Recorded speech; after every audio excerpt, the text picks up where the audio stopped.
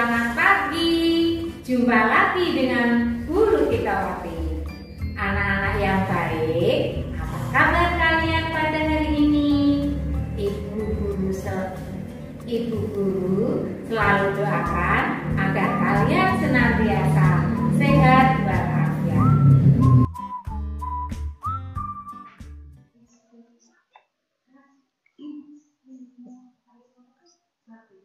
Pagi ini Bu Guru akan menyampaikan materi pembelajaran kelas 5, tema 6, panas dan perpindahannya, subtema 2, perpindahan panas di sekitar kita. Pembelajaran kedua. Namun anak-anak, seperti biasa, sebelumnya kita mulai, marilah berdoa terlebih dahulu agar kita semua diberi kesehatan dan kemudahan untuk memahami materi pelajaran yang akan Bu Guru sampaikan pada pagi hari ini. Nah, apakah kalian sudah siap semua anak-anak? Dalam pelajaran pada pagi hari ini,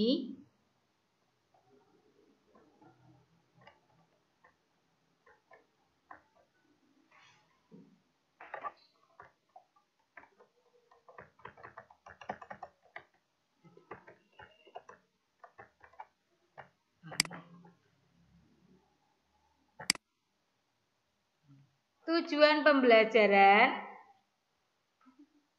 yang akan dituju Bu Guru: 1. Siswa dapat mengetahui perpindahan panas atau kalor secara konveksi. 2. Siswa dapat mencari pokok pikiran dalam teks bacaan. 3. Siswa dapat mengidentifikasi macam-macam pola lantai dalam gerak tari.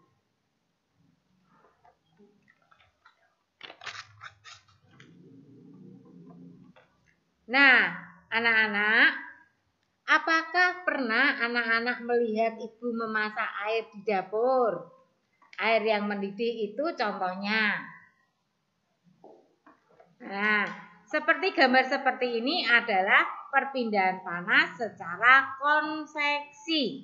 Di sini ibu akan menerangkan tentang perpindahan panas atau kalor secara konveksi.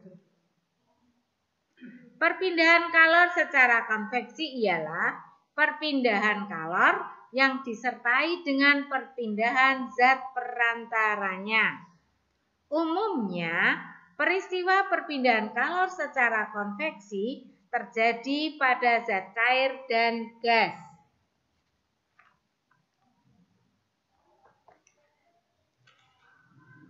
Zat yang menerima kalor akan memuai menjadi ringan,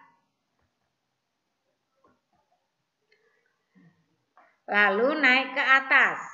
Molekul zat yang di atas turun menggantikannya.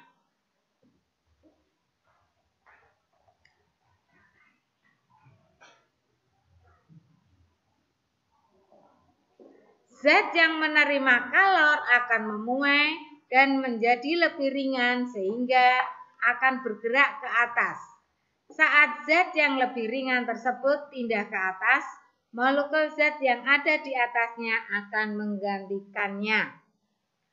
Contoh lagi perpindahan panas secara konveksi.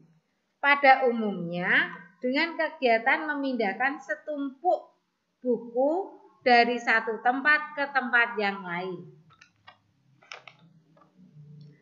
Ketika kamu memindahkan buku tersebut ke tempat lain, tentu kamu akan ikut bersama dengan buku-buku tersebut. Jika buku-buku itu diumpamakan sebagai energi panas dan kamu sebagai medianya, maka perpindahan kalor dengan cara konveksi akan menyertakan peranannya. Nah, di sini ada contoh lagi adalah perpindahan kalor secara konveksi juga mengakibatkan terjadinya angin darat yang terjadi pada malam hari, angin laut yang terjadi pada siang hari.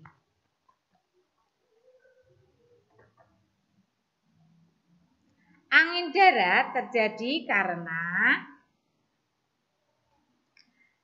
udara di darat pada malam hari lebih cepat dingin daripada udara di laut, sehingga udara yang berada di atas laut akan naik dan udara dari darat akan menggantikan posisi udara yang naik tadi. Apa yang dimaksud dengan angin laut? Angin laut terjadi karena pada siang hari daratan lebih cepat panas dibandingkan di laut, sehingga udara dari laut akan mengalir ke darat menggantikan tempat udara yang naik tadi. Keadaan ini digunakan para nelayan untuk pergi melaut pada malam hari dan kembali ke darat pada pagi atau siang hari. Contoh peristiwa konveksi yang lain.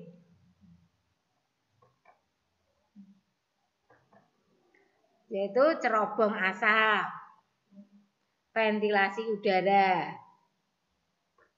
Nah, anak-anak, agar kalian lebih memahami, bacalah wacanan berikut ini yang berjudul perpindahan panas atau kalor secara konveksi. Tolong dibaca ya anak-anak setiap paragrafnya. Nanti tentukan kalimat penting yang harus kamu pahami.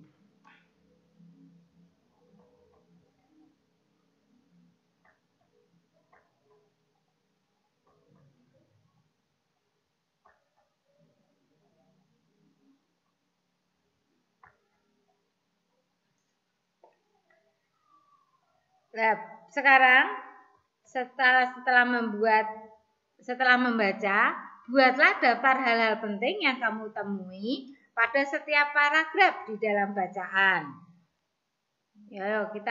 Mari kita bersama melihat kalimat penting pada paragraf pertama, yaitu perpindahan kalor secara konveksi ialah perpindahan kalor yang disertai dengan perpindahan zat perantaranya. Umumnya, peristiwa perpindahan kalor secara konveksi terjadi pada zat cair dan gas. Zat menerima kalor akan memuai dan menjadi lebih ringan sehingga akan bergerak ke atas. Saat zat yang lebih ringan tersebut pindah ke atas, molekul zat yang ada di atasnya akan menggantikannya.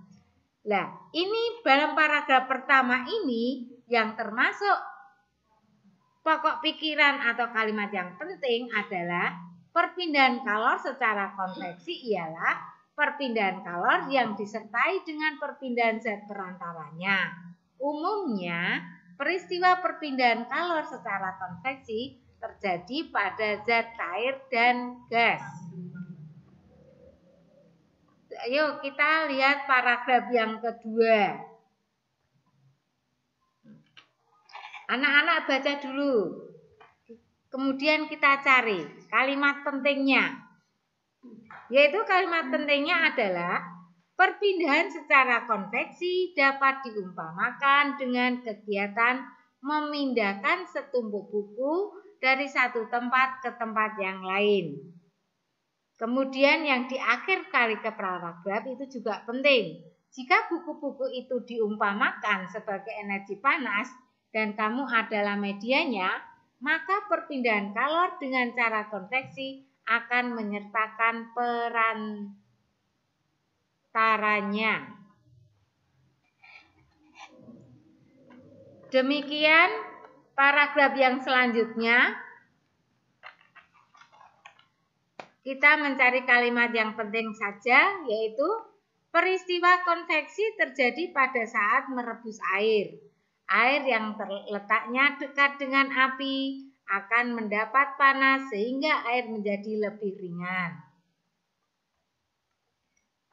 Kita lihat yang paragraf yang keempat, yaitu kalimat yang penting, perpindahan kalor secara konveksi juga mengakibatkan terjadinya angin darat dan angin laut.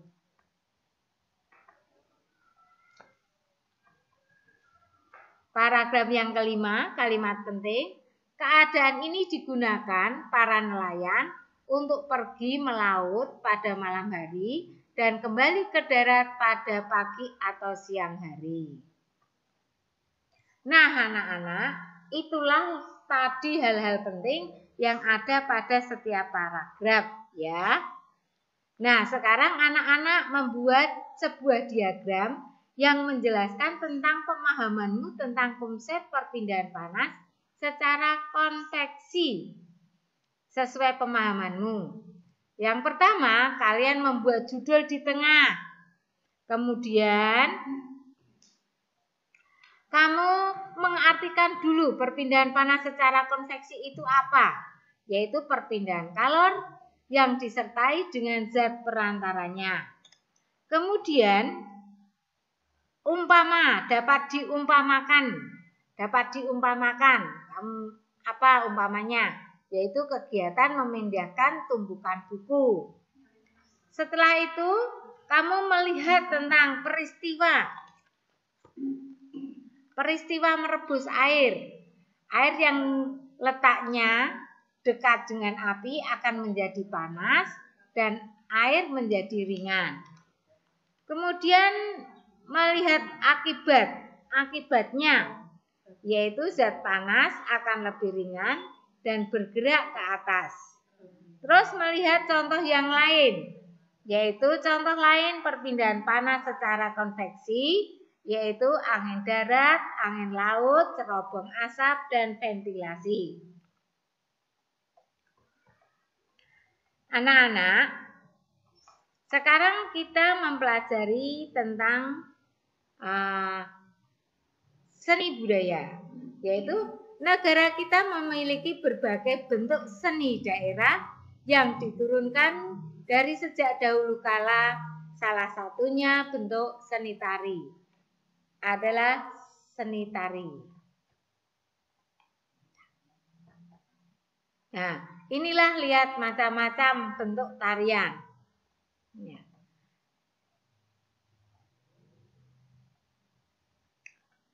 Dilihat dulu bentuk tariannya, anak-anak. Bentuk formasi tarinya.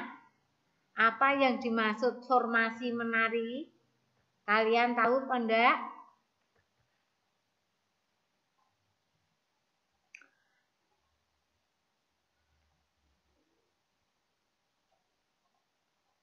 Nah, setelah itu kalian melihat wacana atau bacaan yang ada di layar ini, yaitu tentang pola lantai dalam seni tari. Kalian baca baik-baik. Nah, inilah bacaannya. Ini. Nah, di sini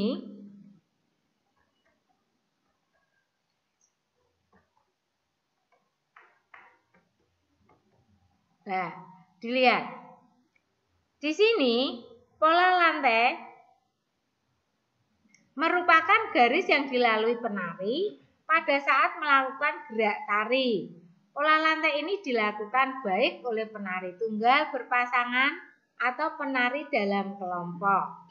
Dalam tarian terdapat dua pola garis dasar pada lantai, yaitu garis lurus dan lengkung.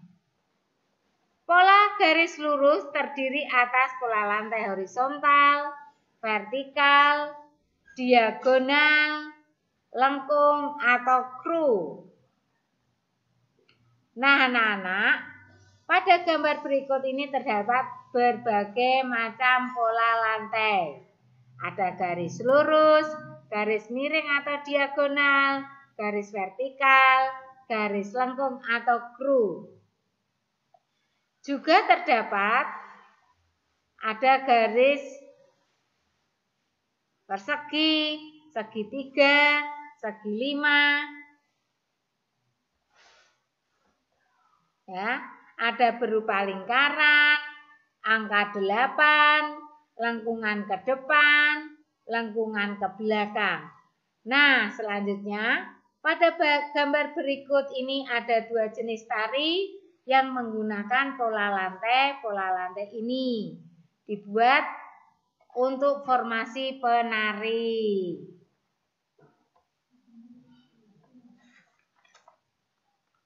Ringkasan wacana di atas dengan cara menemukan pokok pikiran dan informasi penting dalam sebuah bacaan.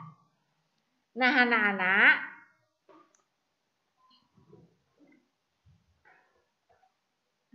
kita mencari paragraf pokok pikiran dalam bacaan tadi. Paragraf yang pertama, pokok pikirannya adalah bentuk atau formasi tertentu yang terbuat dari penari dalam sebuah tari dinamakan pola lantai. Paragraf kedua, pokok pikirannya, pola lantai merupakan garis yang dilalui penari pada saat melakukan gerak tari.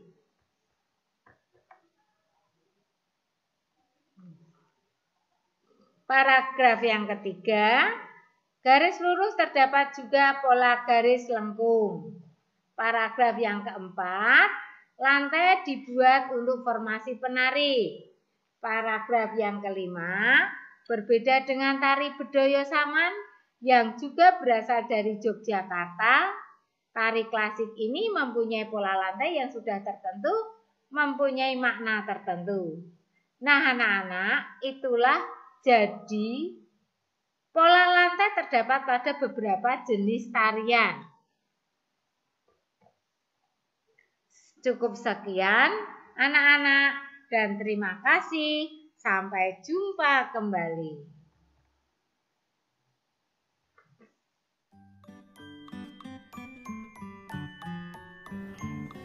Demikian pelajaran yang Ibu sampaikan pada pagi hari ini. Dan jangan lupa pesan Ibu, cuci tangan, pakai masker, jaga jarak.